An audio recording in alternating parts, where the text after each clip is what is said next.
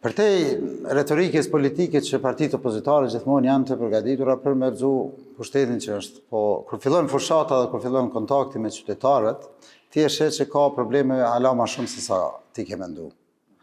Për shembull, na gjatë kontakteve me qytetarë kuptojmë që ka fshatra të lëna mazdore, ka fshatra që ju ecë kanalizimi i rrugës, ka njerëz që kanë presione politike, ka njerëz me diploma që barazvlerësohet me librezën e partisë, që nëse se ki librezën nuk mundesh me hinë punë.